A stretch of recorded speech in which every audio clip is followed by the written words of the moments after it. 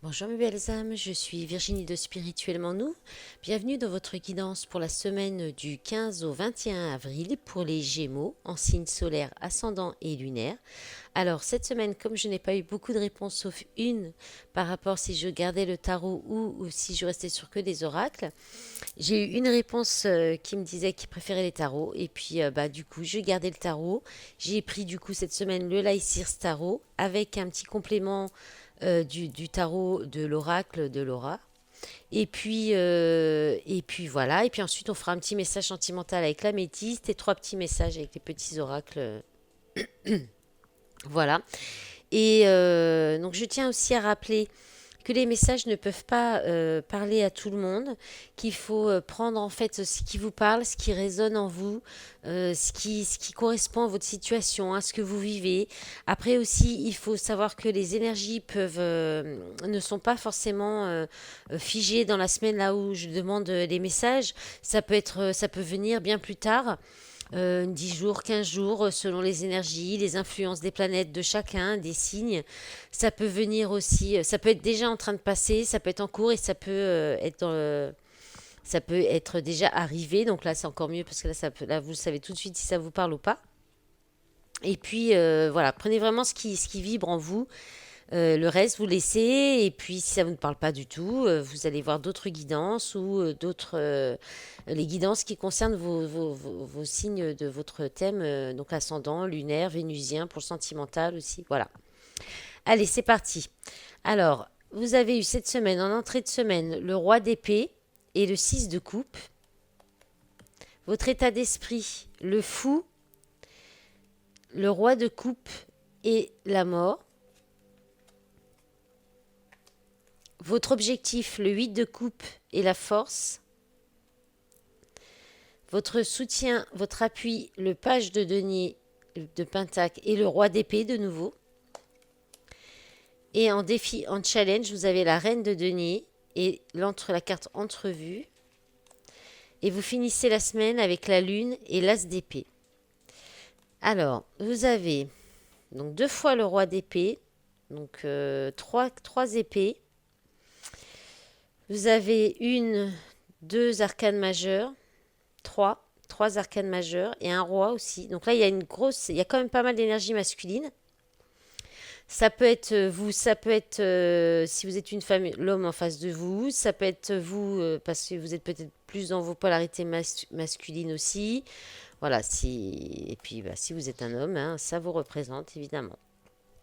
Alors, vous entrez dans la semaine avec l'énergie du roi d'épée et du 6 de coupe.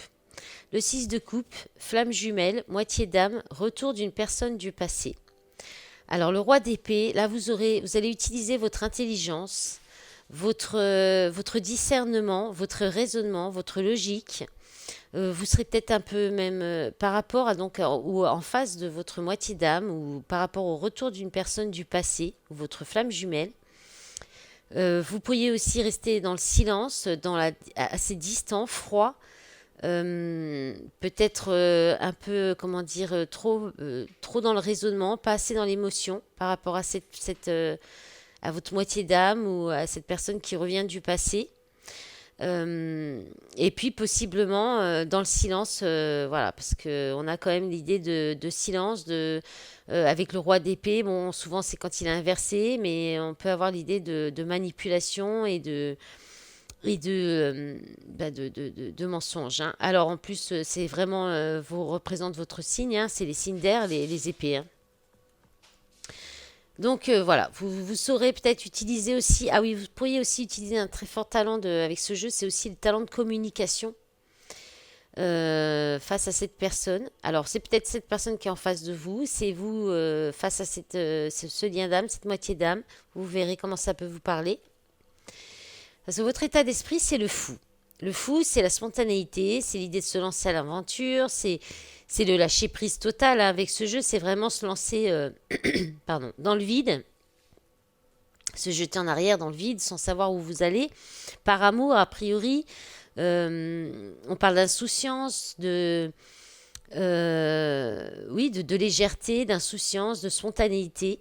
Et ben voilà, peut-être parce que vous êtes amoureux ou alors parce que vous serez peut-être comme ça avec vos enfants aussi.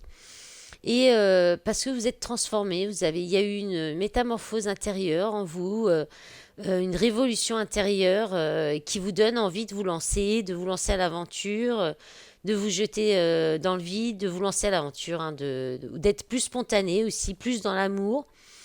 Voilà. Et puis, on peut aussi parler de quitter, parce qu'après, avec votre objectif, de quitter peut-être euh,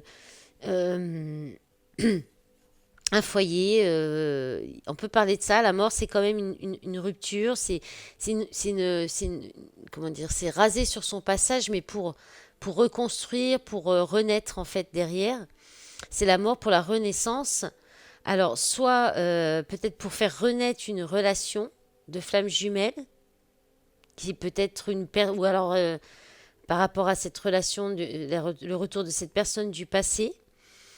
Soit peut-être il y avait une séparation, une rupture, et entre-temps, il y a eu une métamorphose, une transformation en vous, et qui vous permet d'y aller avec plus d'insouciance, de spontanéité aussi, hein.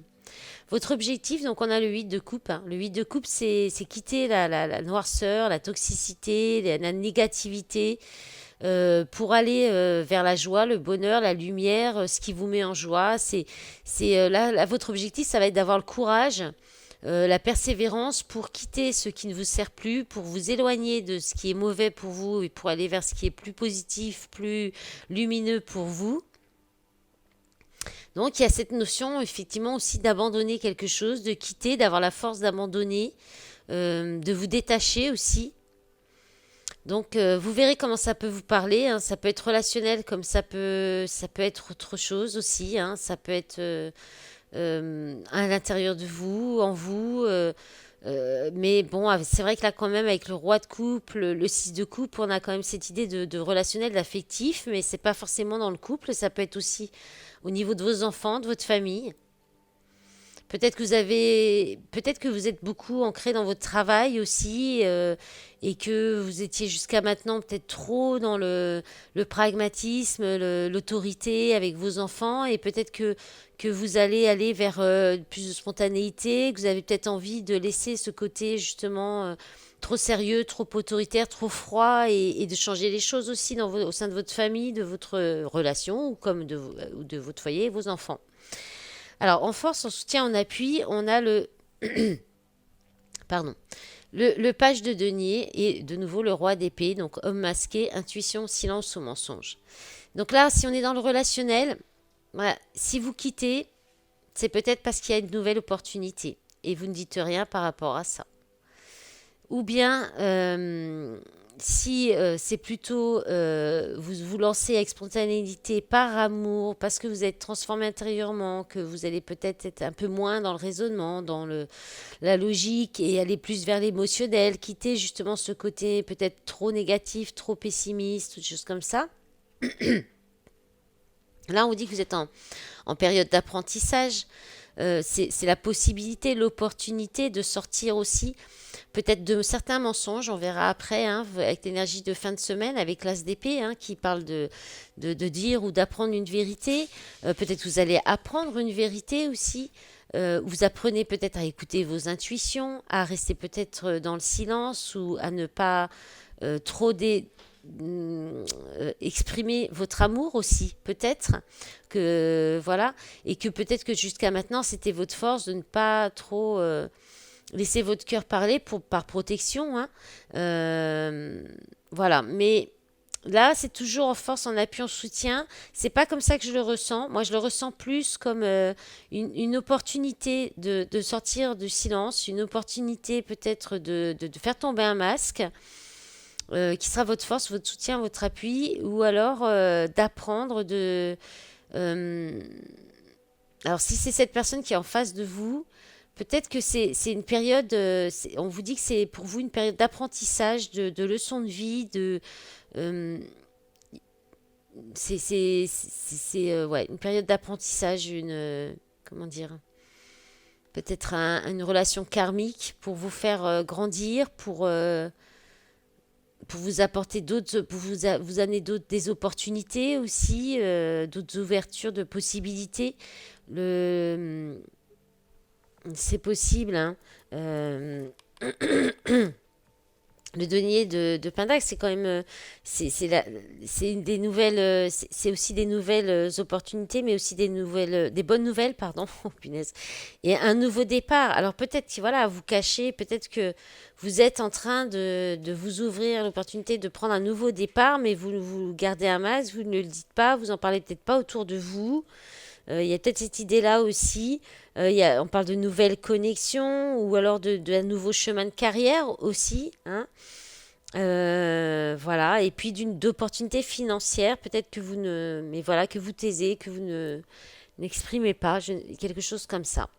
Alors, peut-être que c'est justement le mieux pour vous, justement, de ne pas tout dire, de ne pas peut-être trop parler de ces nouvelles opportunités, peut-être ces bonnes nouvelles. Voilà, vous verrez pourquoi et comment ça peut vous parler. Donc en défi, en challenge, vous avez la reine de denier. Donc bah, votre défi, votre challenge, hein, ça va être de... Alors, soit peut-être de calmer des rendez-vous, ou des sorties, ou le fait de voir bah, soit cette reine de Pentacle, si vous êtes un homme, hein, donc cette femme qui est indépendante, qui est dans la complétude, qui gère très bien son environnement, qui gère ses finances, qui est vraiment indépendante, qui est aussi au contact de la nature, très proche de la nature, qui s'occupe très bien aussi de son foyer, de son environnement. Donc ça peut être votre défi, hein, de réussir à gérer tout ça, votre environnement, vos finances, votre carrière professionnelle et en même temps les tâches quotidiennes, les enfants. Et puis, peut-être parce qu'il y a peut-être beaucoup d'échanges, d'entretiens, vous avez peut-être beaucoup de choses à faire, de visites de personnes à voir. Donc il y a peut-être cette idée-là. Et aussi au niveau relationnel, je pense que là, votre défi, ça pourrait être d'être moins dans le côté terre à terre, d'être plus dans un cœur chaud et aimant, et moins dans la richesse matérielle, dans le côté matériel, financier. Lorsque vous voyez peut-être cette personne, quand vous vous retrouvez dans cette relation, il y a ce côté-là aussi. Et puis, peut-être de voir aussi que c'est une opportunité pour vous, cette situation qui vous arrive là, de guérir en fait, hein, d'aller vers une forte guérison, euh, peut-être émotionnelle. Avec la lune, c'est fort possible. Alors, avec la lune et l'ASDP, là, il y a vraiment une idée de soit d'apprendre une vérité qui est cachée jusqu'à maintenant, soit de dire une vérité et d'avoir confiance en vous pour dire cette vérité, quelle qu'elle soit, que ce ne sera pas forcément mal pris. Voilà, c'est là, la lune, c'est aussi aller dans les profondeurs. C'est le doute, c'est le flou, c'est écouter ses intuitions. L'ASDP, c'est aussi les intuitions, c'est aussi les révélations. C'est décider, c'est prendre une décision, trancher. Trancher peut-être sur un doute, sur une hésitation entre deux personnes aussi. On peut parler de ça aussi, hein, avec la lune. Il y a des fois cette idée d'hésitation. Peut-être pour y arriver, pour retrouver confiance en vous, pour pouvoir dire votre vérité, exprimer votre vérité, il faudra aller au fond de vous-même, aller chercher dans vos profondeurs votre vérité et l'exprimer, hein. Pardon, j'ai un chat dans la gorge depuis que j'ai commencé votre vidéo. Alors là, il y a peut-être un souci avec le chakra de la gorge. Et je vous invite à utiliser la calcédoine dans ce cas. Voilà.